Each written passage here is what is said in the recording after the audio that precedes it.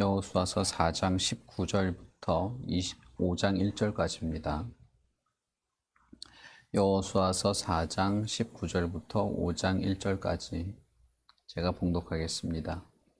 첫째 달 10일에 백성이 요단에서 올라와 여리고 동쪽 경계 길갈에 진침해 여호수아가 요단에서 가져온 그 12돌을 길갈에 세우고 이스라엘 자손들에게 말하여 이르되 후일에 너희 자손들이 그들의 아버지에게 묻기를 이 돌들은 무슨 뜻이니까 하거든 너희는 너희의 자손들에게 알게 하여 이르기를 이스라엘이 마른 땅을 밟고 이 요단을 건넜음이라.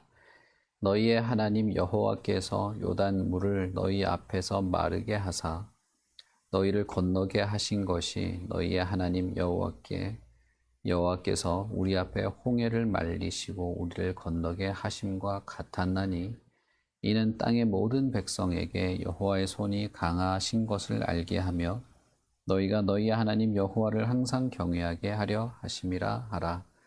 요단 서쪽의 아모리 사람의 모든 왕들과 해변의 가나안 사람의 모든 왕들이 여호와께서 요단 물을 이스라엘 자손 앞에서 말리시고 우리를 건너게 하셨음을 듣고 마음이 녹았고 이스라엘 자손들 때문에 정신을 잃었더라. 아멘. 이스라엘 12지파가 요단강에서 가져온 12개의 돌을 요단강을 건너고 난 이후에 여리고의 경계인 길갈에다가 세우게 됩니다. 그뿐 아니라 여호수아는 요단강 가운데에도 돌멩이 12개를 세워 놓도록 했습니다. 물론 이제 이스라엘 백성들이 요단을 다 건너고 언약궤를 맨 제사장들이 무트로 올라오고 나서 요단강이 다시 넘치게 되긴 했지만 그러나 강 가운데 한가운데 세워진 12개의 이 인공적인 돌, 누가 봐도 인공적으로 강 한가운데 돌멩이 12개를 세운 것이죠. 이것은 표시가 될 것입니다. 이스라엘이 이 강을 건넜다라고 하는 사실을 증명하게 될 것이죠. 그리고 여리고 경계인 길갈에 세워진 이 12개의 돌도 자연적으로 세워진 것이 아니라 인위적으로 인공적으로 세워진 돌이 분명한데 이것이 이스라엘이 요단강을 건넜다라고 하는 증거가 되고 표시가 될 것입니다. 강에서 돌멩이를 들고 오라고 했었을 그때와 마찬가지로 여호수아는 이스라엘 백성들에게 동일한 말을 전합니다.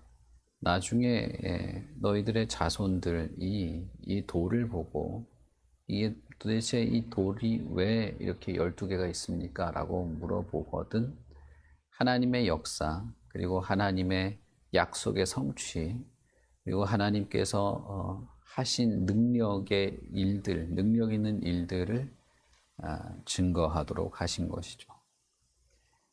다시 말하면 하나님에 대한 지식, 하나님에 대한 믿음, 그리고 하나님의 역사에 대한 일들이 잊혀지지 않도록 한 것입니다. 하나님의 기적을 경험한 세대는 결국은 얼마 남지 않았고 가나안에 들어갈 때는 가나안에서의 이제 새로운 세대가 시작될 때 하나님은 점차 잊어지게 될 것이기 때문입니다.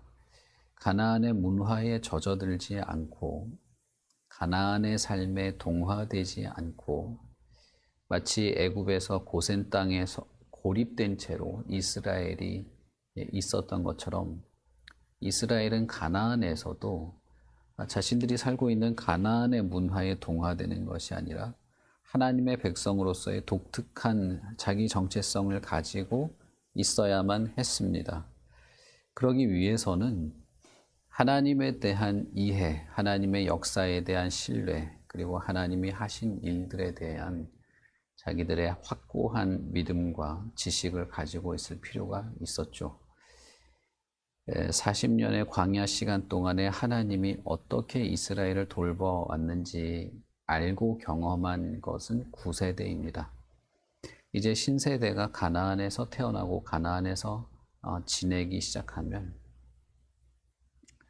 하나님의 역사를 눈으로 보고 피부로 경험한 것이 없는 상황에서 흔들릴 수가 있는 것이죠. 하나님은 분명히 이스라엘에게 새로운 책무를 줍니다.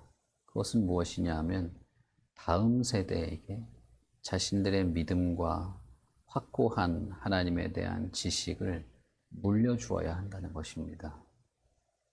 이것이 이스라엘에게 가나안에서 하나님을 섬기는 거룩한 나라를 세우는 것과 밀접한 관계가 있는 책무였죠.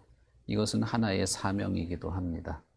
왕 같은 제사장 나라를 세우는 것이 하나님의 뜻이고 이스라엘의 사명이기 때문에 그것은 결국은 자신들의 자식들에게, 후손들에게 믿음의 유산을 물려주어야 하는 그것은 의무이자 책임이었다는 것입니다. 이것은 하나님이 직접 명령하신 것이고 그것을 이어가고 잊지 않고 기억하도록 하나님께서 특별히 당부하신 것이기도 합니다. 그래서 여호수아는 그런 하나님의 뜻을 전하게 되죠. 전하면서 이것이 홍해를 건너는 것과 마찬가지로 요단강을 건너게 하신 하나님의 역사이고 이 모든 과정에 하나님이 개입하셨고 그리고 이 하나님의 능력 때문에 하나님의 인도 때문에 우리가 여기까지 왔다는 것입니다. 그렇기 때문에 24절에서 말하는 것처럼 이 돌은 이스라엘 백성들에게 하나님의 손이 강하신 것과 하나님을 항상 경외해야 함을 일깨우는 것일 뿐 아니라 이방인들에게도 가나안에 살고 있던 원주민들에게도 하나님의 능력과 하나님만이 오직 유일하신 여호와 하나님이신 것을 드러내는 그런 장치라고 볼 수 있습니다. 하나님이 애굽에서 이스라엘을 부르시고 건져내시고 출애굽을 하게 할 때 그 과정에서 벌어진 모든 사건들이 하나의 중심을 가지고 있었죠. 그것은 무엇이냐면 모세든 이스라엘이든 애굽이든 다 하나님만이 유일한 여호와임을 알게 하겠다는 것이었습니다. 그리고 그것은 가나안에서도 마찬가지인데 가나안에 이스라엘이 들어와서 하나의 국가를 세우고 그 국가가 하나님의 뜻에 따라서 운영되게 되는 이 모든 일들은 하나님을 알지 못하는 세계에 하나님의 영광과 하나님의 실존을 드러내기 위한 것이고 그 목적을 위한 과정도 사실은 그런 것입니다. 그래서 요단을 건너는 것도 하나님이 유일한 여호와 하나님이신 것, 그리고 그것을 증거하는 이 돌멩이도 여러 가나안의 사람들에게 단순히 그냥 어떤 소문에 그치는 것이 아니고 여리고 강 한가운데에서 들고 나온 이 12개의 돌은 하나님을 떠올리게 하고 하나님이 어떤 분이신지를 알게 하는 그런 표지가 되는 것입니다. 그렇다면 이것은 이스라엘이 하나님의 백성으로 충실하게 살고 자신들의 후손들, 오고 오는 그 세대들, 다음 세대들에게 하나님에 대한 확고하고 선명한 지식과 믿음을 이어가도록 하는 것은 이 세계에 하나님이 살아계신 것과 이스라엘의 하나님이 유일한 여호와인 것을 드러내는 방법 중에 하나인 것입니다. 돌멩이 12개를 세운 것은 하나의 상징물처럼 작동을 하죠. 그런데 그것보다 더 분명하고 확실한 상징물이 있습니다. 그것은 이스라엘 백성 자신입니다. 요단을 건널 때 돌멩이 12개를 건져 와서 표시로 삼은 것처럼 가나안에 살아가는 모든 날 동안에 가나안에 살아가는 그 삶의 모든 활동 속에서 이스라엘은 이 12개의 돌멩이와 같은 역할을 이어가야 합니다. 이스라엘을 보고 이스라엘 백성들을 보고 요단강을 건넌 사람들을 보고 그리고 그의 후손들을 보면서 오고 오는 모든 세대 속에서 수백 년, 수천 년의 시간 속에서 그 후손과 후손으로 이어지는 모든 그 믿음의 역사는 마치 이 12개의 돌멩이와 같은 역할을 하는 것입니다. 그러므로 이 12개의 돌은 그것을 위한 출발과 같은 것이죠. 이스라엘에게도 가나안에게도 이것은 하나의 상징물, 그것을 그 사명을 잊지 않고 이어가게 하는 상징물이자 가나안에게 이스라엘이 앞으로 어떤 존재로서 가나안에 있게 될 것인지를 보게 만드는 것입니다. 그러니 여호수아의 이 말은 앞으로 이스라엘이 모세를 통하여 주어진 모든 계명과 율법을 순종할 뿐 아니라 자신들의 후손들에게도 하나님을 생생하게 전하고 하나님을 알게 하여서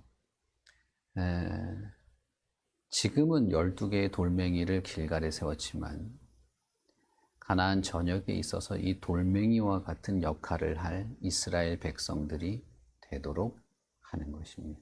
이것은 에덴 동산에서 하나님이 아담에게 한 명령과 큰 차이가 없는 것이죠. 생육하고 번성해서 땅에 충만하도록 한 것이나 가나안에서 이 바위, 돌멩이와 같은 하나님을 드러내는 상징물로서 살아가는 삶이나 큰 차이가 없는 것입니다. 그렇다면 정말 이 돌멩이 그리고 이스라엘이 하나님을 드러내는 하나님의 영광과 능력을 드러내는 그런 역할을 감당할 수 있었느냐? 5장 1절에 보시면 요단강 서쪽, 이스라엘이 요단 동쪽을 통과해서 들어왔기 때문에 지금은 이제 요단강 건너에 있는 사람들은 요단 서쪽이 되는 것이죠. 요단 서쪽에 있는 아모리 사람, 여리고에 있는 사람들이 아모리 사람들이었는데 이 아모리 사람의 모든 왕들, 해변의 가나안 사람들의 모든 왕들, 여호와께서 요단의 물을 멈추고 이스라엘 자손을 건너게 하신 것을 알게 된 가나안 사람들의 마음이 녹았다라고 되어 있습니다. 그들의 마음이 녹아내렸고 정신을 잃을 정도로 질려 있었다는 것을 기록하고 있습니다. 사실상 가나안은 여리고는 이미 패배한 상태였죠. 정탐꾼을 보내기도 전에 라합과 같은 여인은 우리들의 마음이 이미 녹았다. 이집트에서 벌어진 사건을 듣고 이미 우리들은 두려워하고 있다라고 말했죠. 이스라엘이 가나안에 도착하기도 전에 이미 하나님의 역사는 여리고를 뒤흔들고 있었습니다. 하나님이 이스라엘에게 승리를 마치 얻은 것처럼 말씀하시는 이유도 하나님이 이미 역사하셨기 때문인 것이죠.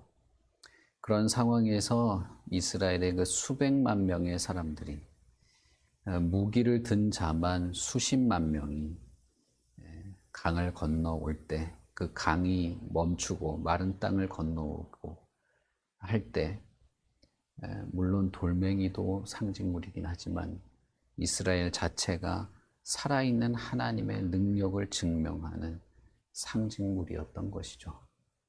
이제 가나안은 이스라엘 앞에 맞닥뜨리게 된 것인데 사실은 하나님을 맞닥뜨리게 된 것입니다. 시내산 앞에서 이스라엘이 하나님을 만났을 때와는 다른 상황인 것이죠. 그때 이스라엘은 하나님 앞에서 언약을 맺고 약속을 받았지만 가나안은 하나님을 직면하게 되었을 때 그들의 마음이 녹아내리기 시작한 것입니다. 이 전쟁은 사실상 결과가 보장된 것이었습니다. 이스라엘은 하나님의 약속을 믿고 그대로 수행하기만 하면 되는 것이죠. 물론 이제 손해는 있죠. 사람이 다치거나 죽는 일은 있었습니다. 어쨌든 전쟁이니까 그럴 수 있는 것입니다. 다만 하나님께서 약속하신 그 모든 약속의 성취를 경험하는 것은 이스라엘의 손에 달린 것이 아니라 하나님의 약속에 달려 있는 것이죠. 이제 여호수아를 통해서 하나님이 실제 전쟁을 일으키게 하실 텐데, 이스라엘의 이 모든 활동과 헌신과 순종은 하나님이 살아있다고 하는 것, 그리고 하나님의 역사를 증명하는 그런 것이 될 것입니다. 그것은 지금도 마찬가지여서 하나님의 교회 그리고 성도의 삶이라고 하는 것은 결국 하나님이라고 하는 분이 어떤 분인가를 드러내는 그런 이 요단강의 돌멩이와 같은 그런 상징적인 역할을 맡게 됩니다. 무슨 불우이웃을 하고 불우이웃을 돕고 자선 단체처럼 해야 하나님을 전하는 것이 아니고, 그것은 하나의 부수적인 일입니다. 그게 교회의 정체성을 말하는 것이 아니고 교회의 최우선 과제도 아닙니다. 교회의 최우선 과제, 하나님의 성도의 삶의 가장 중요한 일은 하나님의 뜻대로 행하는 것입니다. 하나님의 말씀과 하나님의 계획과 하나님의 약속과 하나님의 기쁨에 충실한 것입니다. 그것은 영적인 전쟁일 수도 있고 무슨 헌신일 수도 있고 불우이웃 돕기일 수도 있죠. 물론 그럴 수도 있습니다. 그러나 사회사업과는 다른 것입니다. 교회의 정체성, 교회가 하나님을 드러내는 방식은 이 세계에 있는 하나님을 알지 못하는 사람들이 얼마나 좋게 여기고 그 사람들에게 호감을 주게 하는 것과는 다른 것입니다. 이 사실을 우리가 두려움 없이 해야 하고, 하나님이 여호수아에게 말한 것처럼 강하고 담대히 해야 하죠. 우리는 흔히 두려운 마음을 가지고 있는데, 교회가 세상에 호감을 얻어야 되고 사람들한테 좋게 보여야 되고 윤리적으로 도덕적으로 사람들에게 어필해야 한다고 생각하는 경우가 많아요. 그래서 자선사업 같은 것에 훨씬 열을 내는 겁니다. 그러나 여러분, 자선사업이 나쁘다는 게 아니에요. 그걸 해야죠. 그러나 훨씬 더 근본적인 것, 최우선적인 것은 이 세계가 하나님에 대한 멸시와 반감을 가지고 있다는 사실을 우리는 알아야 됩니다. 그렇기 때문에 이들의 마음이 녹아내리고 정신이 없을지라도 하나님이 살아계신 것을 선명하게 증명하는 이 사명을 감당해야 하는 겁니다. 복음을 전하는 것이고 진리를 전하는 것이고 이 세계가 악에 빠져 있다는 것을 선포하는 것이고, 하나님을 알지 못하는 세계에 하나님을 알지 못하는 삶의 위험성, 그것의 처참한, 그것이 하나님의 저주 아래 놓여 있다는 것도 전해야만 하는 것입니다. 선명하고 강력하게 전해야 합니다. 저에게 항상 이런 말들을 해요. 왜 자꾸 죄만 얘기하냐? 왜 자꾸 고쳐야 된다고만 얘기하냐? 사랑이 없고 냉정하다, 이런 말을 하는 분들이 항상 있어요. 여러분, 그러나 악을 악이라고 말하고 죄를 깨닫도록 하는 것은 하나님의 사랑의 동기입니다. 영혼을 구하실 때 너무 이쁘고 너무 사랑스럽고 막 견딜 수가 없어서 그냥 구하는 게 아니고, 지옥에 갈 영혼이 불쌍해서 구하는 것이죠. 악에 처해 있는 상황에서 악에서 빠져나오도록 하는 것이 구원이기 때문에 이 세계의 부조리와 거짓과 부정함과 악과 죄에 대해서 교회는 분명히 목소리를 내야 됩니다. 그리고 하나님 앞에 회개해야 하고 예수 그리스도 앞에 굴복해야 함을 언제나 전해야만 하는 것입니다. 그것이 교회고 당신의 삶이 행복해집니다. 근심이 사라집니다. 육체와 정신의 건강이 있습니다. 그것만 전하면서 그게 전도인 것처럼 생각하는 것은 반쪽짜리가 될 것입니다. 어쨌든 이스라엘은 가나안에 전쟁을 하러 왔습니다. 가나안에 있는 하나님을 거부하는 모든 자들은 전멸하게 된다는 것을 보여줍니다. 이것은 하나님의 심판이 어떤 성격인지를 드러내는 것이지 하나님이 광포하고 하나님이 폭력적인 분이어서 그런 것이 아니죠. 그것은 우리가 여리고가 전멸하는 상황에서 라합과 그의 가족과 친척은 살아남은 것을 보았을 때는 우리가 그것을 알 수 있습니다. 하나님은 이 이방인 여자, 아무것도 지킨 적이 없는 이런 여자도 그의 믿음을 보고 구원하십니다. 그러니 하나님의 목적은 분명하죠. 구원과 심판인 것이죠. 만약에 교회가 심판을 목소리 높여 전한다면 이 세계에서 어떤 대접을 받을까요? 그러나 분명히 교회는 그래야만 하고 하나님의 백성은 자신의 삶이 하나님의 구원과 심판을 증명하고 드러내는 그런 삶이 이어지게 되는 것이 분명합니다. 그러니 여러분, 신약의 교회, 구약의 이스라엘만 그런 것이 아니고 신약의 교회, 성도들의 삶이라고 하는 것, 그리고 하나님을 충실히 섬기며 살아가는 이 모든 삶은 하나의 가시적인 표시가 되는 겁니다.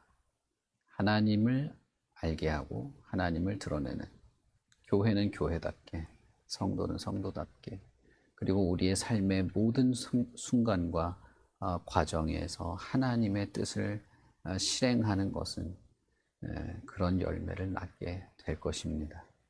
그러니 오늘도 그럴 것이고 내일도 그럴 것이고 우리가 매주 모이는 예배도 그런 것이고 예배를 통하여 우리가 살아갈 힘과 용기와 방향을 마음에 품고 살아가는 그 모든 것들도 그러할 줄 믿습니다.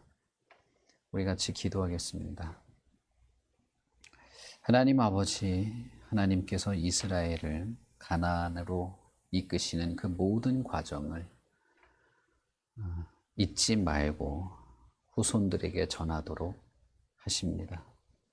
그리고 그런 하나님의 백성들은 가나안 전역에 하나님이 세우신 돌과 같은 그런 역할을 감당하게 될 것입니다. 가나안에 하나의 새로운 나라를 세우시는 것, 그리고 그것이 이 세계에 하나님을 드러내게 되고 하나님 앞으로 돌아오게 하도록 하시는 일인 줄도 믿습니다. 이 땅을 살아가는 현재의 성도들도 마찬가지고 현재의 교회도 마찬가지인 줄도 믿습니다. 우리가 살아가는 이 삶은 어떻게든 이 사회에서 인정받고 동화되기 위한 삶이 아니고 어떻게든 하나님께 충성되게 살아가고자 하는 삶입니다. 이 세계에서 하나님의 선하심, 하나님의 능력, 하나님의 심판과 구원을 드러내는 삶인 줄 생각합니다. 말하고 행동하고 우리와 함께 하시는 하나님을 경험하고 느끼고 누리고 하나님의 역사들을 우리가 경험하는 것은 단순히 우리의 삶의 활력소 정도가 되는 것이 아니고 우리 삶의 전체를 책임지시는 하나님과 이 세상을 다스리시는 하나님의 능력과 거룩을 드러내게 하는 성도의 삶의 부분인 줄 믿습니다. 그러니 이것은 개인적이기도 하고 타인을 위한 것이기도 하고 이 세계를 향한 것이기도 합니다. 하나님이여, 우리를 이 길갈에 세운 돌멩이처럼 하나님을 느끼게 하고 하나님을 드러낼 그런 돌들로 삼으시고 사용하시고, 무엇보다도 우리의 자녀, 우리의 후손들에게 이러한 믿음의 유산들이 이어져 가게 하시옵소서. 하나님을 느끼고 경험하는 것, 하나님이 살아계신 것을 알고 믿는 것, 그리고 하나님의 인도를 따라 충실하게 살아가는 이 모든 삶이 이어져 가게 하시고, 오고 오는 모든 세대에도 마치 거룩하고 참된 하나님의 가문을 이루듯이 하나님의 사명을 맡은 자들이 이 세상에서 하나님을 증명하듯이 그렇게 이어져 가게 하시옵소서. 우리의 예배와 가정과 우리의 자녀들의 앞날을 하나님께서 붙잡으시고 하나님께서 원하시고 뜻하신 대로 이끄시고 하나님의 영광을 위한 삶의 모습들로 그렇게 이어져 가게 하시옵소서. 감사합니다. 예수님 이름으로 기도합니다. 아멘. 하늘에 계신 우리 아버지여, 이름이 거룩히 여김을 받으시오며 나라의 임하옵시며 뜻이 하늘에서 이룬 것 같이 땅에서도 이루어지이다. 오늘날 우리에게 일용할 양식을 주옵시고 우리가 우리에게 죄 지은 자를 사하여 준 것 같이 우리 죄를 사하여 주옵시고 우리를 시험에 들게 하지 마옵시고 다만 악에서 구하옵소서. 대개 나라와 권세와 영광이 아버지께 영원히 있사옵나이다. 아멘.